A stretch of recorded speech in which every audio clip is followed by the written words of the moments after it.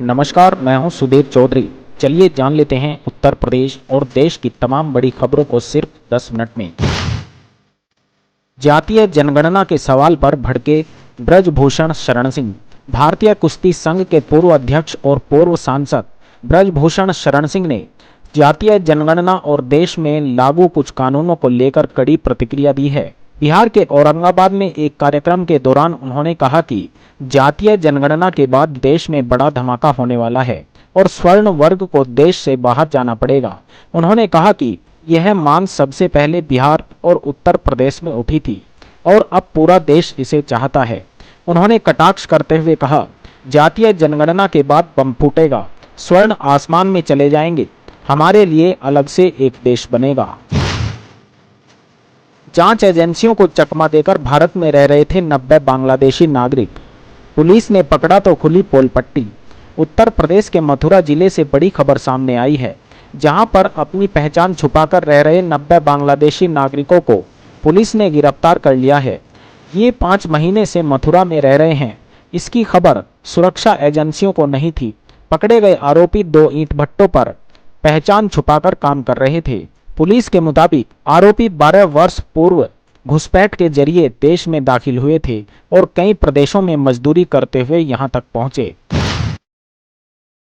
UP में भीषण गर्मी की चेतावनी, पारा 46 डिग्री के पार।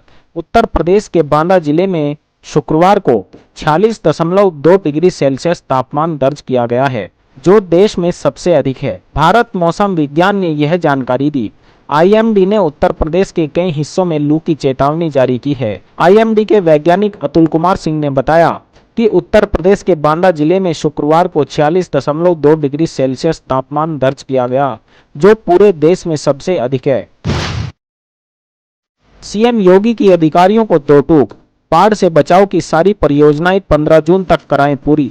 उत्तर प्रदेश के मुख्यमंत्री योगी आदित्यनाथ ने शुक्रवार को सिंचाई एवं जल संसाधन विभाग की उच्च स्तरीय समीक्षा बैठक में निर्देश दिए कि 15 जून से पहले सभी बाढ़ बचाव से जुड़े कार्यक्रम पूर्ण कर लिए जाएं, ताकि संभावित प्राकृतिक आपदा से पहले तैयारी सुनिश्चित हो सके। उन्होंने कहा कि Uttar Pradesh flood plain zoning के क्षेत्र में देश के अन्य राज्यों से अग्रणी है। प्रदेश में बाढ़ बचाव से जुड़ी कार्य योजना समय से पूरी होनी चाहिए। उन्होंने कहा कि प्रत्येक परियोजना गुणवत्ता के साथ समय से पूरी की जाए, ताकि मानसून के दौरान बाढ़ के प्रभाव को न्यूनतम किया जा सके। बाढ़ बचाव की दीर्घकालिक रणनीति में नदी ट्रेजिंग एवं चैनलाइजेशन ही सबसे प्रभावी समाधान है। धर्म के नाम पर न बटेंगे न बांट सकोगे, कर्नल सोफिया के सपोर्ट में उतरी सपा। बीजेपी मंत्री को जेल भेजने की उठाई मांग। उत्तर प्रदेश की राजधानी लखनऊ में सपा और भाजपा के बीच होर्डिंग पोस्टर वार जारी है।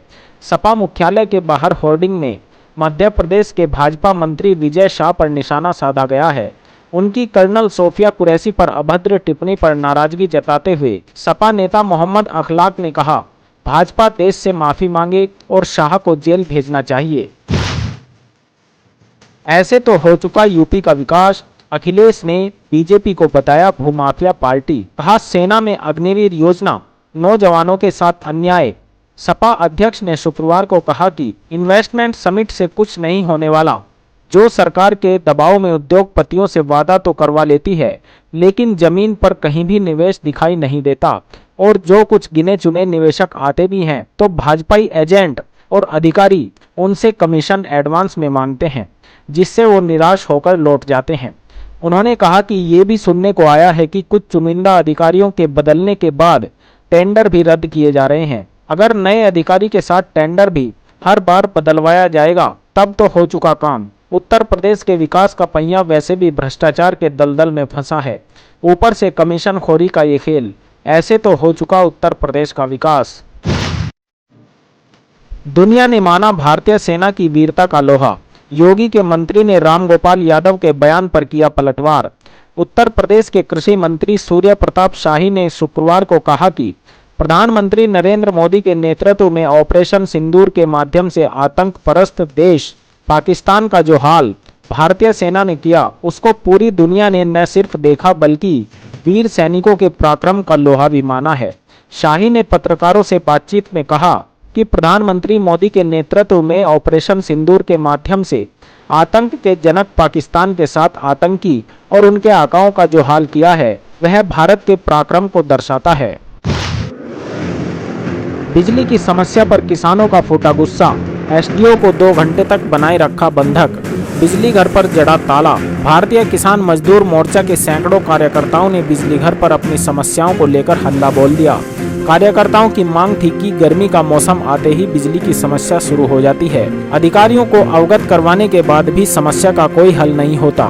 किसानों को सिंचाई के लिए केवल 3-4 घंटे ही बिजली मिल रही है, जिससे किसान अपने खेतों की सिंचाई नहीं कर पा रहे हैं। देहात के कई गाँवों में 8-10 दिन से कई ट्रांसफार्मर फूके पड़े हैं। बिजली विकास के कर्मचारी कोई भी काम बिना सुविधा शुल्क के नहीं करते हैं। इन सभी समस्याओं को लेकर सैकड़ों लोग बिजली घर में धरने पर बैठ गए हैं।